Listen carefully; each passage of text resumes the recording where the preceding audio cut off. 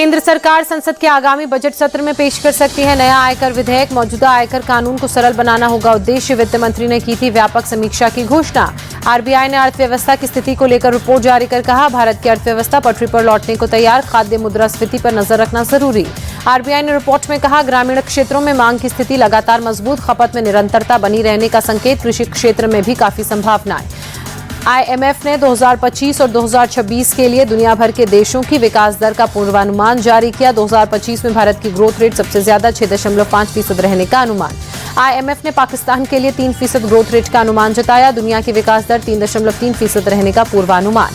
3 फरवरी को ओपन होगा Aris infra solutions का आईपीओ। 5 फरवरी तक बिडिंग कर सकेंगे निवेश। Minimum investment 14,700। Pune based startup Vayve mobility ने ऑटो एक्सपो में लॉन्च की भारत की पहली सोलर पावर्ड कार ईवा। कीमत 3,25,000 रुपए। एक बार चार्ज करने पर 250 किलोमीटर तक चलेगी। ऑटो एक्सपो में फ्लाइंग कार भी पेश की गई। विनफास्ट VF7 और VF6 इलेक्ट्रिक एसयूवी भी रिवील। फुल चार्ज पर 450 किलोमीटर तक की मिलेगी रेंज। इसी साल सितंबर में होगी लॉन्च। 2024 में देश में इलेक्ट्रिक वाहनों की बिक्री 14 लाख के पार हुई। केंद्रीय उद्योग और इस्पात मंत्री HD कुमारस्वामी ने दी जानकारी। वाहन उद्योग पर बोले केंद्रीय मंत्री नितिन गडकरी, अगले 5 साल में भारत का वाहन उद्योग शीर्ष पर होगा। अभी 22 लाख करोड़ का है भारत का वाहन उद्योग।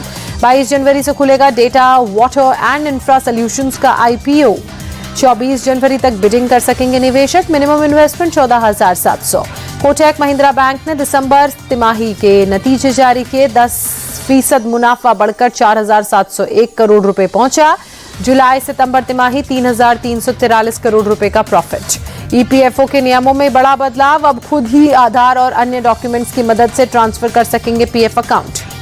आईटी कंपनी विप्रो ने तीसरी तिमाही के नतीजे जारी किए। मुनाफा 4.5% बढ़कर 3,367 करोड़ रुपए पर पहुंचा। शेयर होल्डर्स को देगी 300% का डिविडेंड। सार्वजनिक क्षेत्र की स्टील कंपनी RINL को संकट से उबारेगी केंद्र सरकार। 11,400 करोड़ रुपए के आवंटन पैकेज को मंजूरी दी।